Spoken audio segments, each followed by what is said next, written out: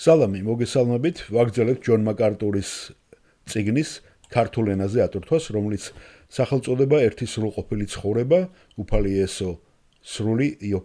იესო ქრისტეს სრული ისტორია, რომელიც 2013 წელს იქნა დაბეჭდილი და ჩვენ გადავედით მეორე ნაწილზე. და სხვათა შორის მე რო გადავხედე, ქვეთავები გრძელდება. მე წინა ჩანაწერი გავასწორე, იმიტომ რომ იქ ვახსენე რომ მეორე ნაწილის პირველი თავია და თურმე დატოვე და გრძელდება თავები რომ ადვილი მოსაძებნი იყოს და მერვე თავი დაასათაურა მეორე ნაწილში უკვე პირველი ასე ვთქვათ თავი. და დღეს ახლა ჩვენ მე-9-ს კიდევ განვიხილავთ და მე-10-ს მე ერთ ვიდეოში, იმიტომ რომ პატარა არის და ლაპარაკია იესო ქრისტეს სამეფო წარმომავლობაზე, ხოლო მე-10-ში იესო ქრისტეს ფიზიკურ წარმომავლობაზე.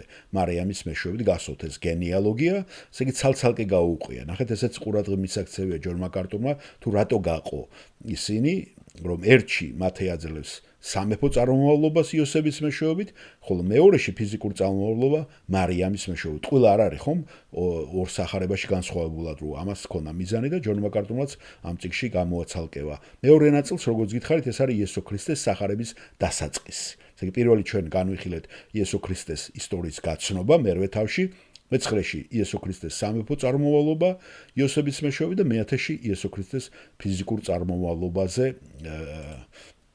წავიგითხავთ ჩვენ მუხლებს. ესე იგი პირველი არის იესო ქრისტეს სამეფო წარმომავლობა იოსების მეშვეობით. მათეც პირველი თავის 1-დან 7-მდე. წიგნი წარმოშობისა იესო ქრისტესი დავითის ძისა, აბრაამის ძისა, აბრაამაშვა ისააკი, ისააკმა შვა იაკობი, იაკობმა შვა იუდა და ძმანი მიცნი.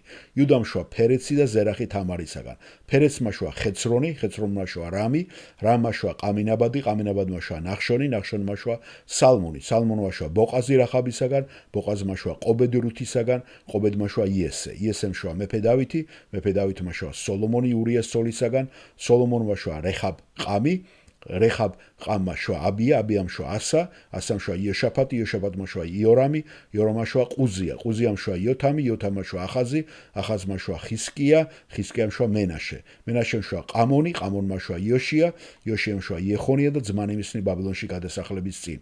ბაბილონში გადასახლების შემდეგ იეხონიამ შვა შელათიელი, შელათიელმა შვა ზერუბაბელი, ზერუბაბელმა შვა აბიჰუდი, აბიჰუდმა შვა ელიაკიმი, ელიაკიმმა შვა აზორი, აზორმა შვა ცადოკი, ცადოკმა შვა იახინი, იახინმა შვა ელიჰუდი, ელიჰუდმა შვა ელიაზარი, ელიაზარმა შვა მათანი, მათანმა შვა იაკობი, იაკობმა შვა იოსები, მარიამის ქმარი, ვისგანაც იშვა იესო, რომელიც ქრისტედ იწოდება. ამრიგად მთელი მოდგმა აბრაამიდან დავითამდე 14 თაობა.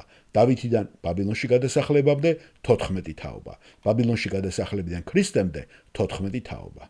შემდეგი თავი არის იესო ქრისტეს ფიზიკური წარმომავლობა მარიამის მეშვეობით. ეს უკვე ლუკას სახარების მე-3 თავშია მოცემული 23-დან 38-ის ჩათვლით.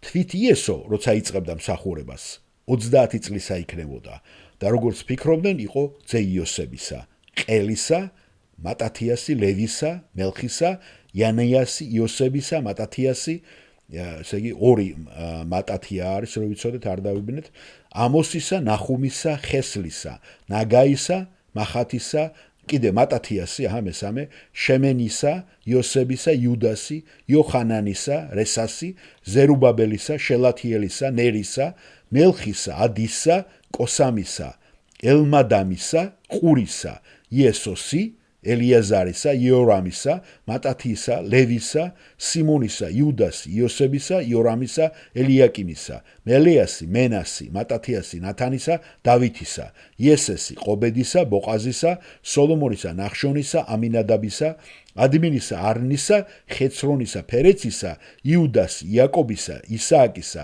აბრაამისა, თერახისა, ნახორისა, სერუგისა, რეგისა, ფელეგისა, ყებერისა, შელახისა, კეინანისა, არფახშადისა, სემისა, ნოესი, ლამეხისა, მეთუშალახისა, ხანოქისა, იერადისა, მაჰალაელისა, კეინანისა, ენოშისა, შეთისა, ადამისა, ღმერთისა. შესანიშნავია რა, ნახეთ, უკვე ეს არის მისი ფიზიკური წარმომავლობა და მივყავართ ამას ადამიანთან და ღმერთთან ბუნებრივია და ძალიან კარგია რომ ლუკამაც ესე დაალაგა ჩვენთვის წმენის მომცემი და ასევე გალატელთა წერილიდან მეოთხე თავის მეოთხე მუხლიდან მოყავს ჯონ მაკარტურს ერთი მუხლი და როცა მოვიდა სისრულე დროისა მოავლინა ღმერთმა თავისი ძე რომელიც დედაკაცისაგან იშვა და დაემორჩილა რჯულს ეს არის მე-9 და მე-10 თავები ამ მეორე ნაწილისა მადლობა მოსმენისათვის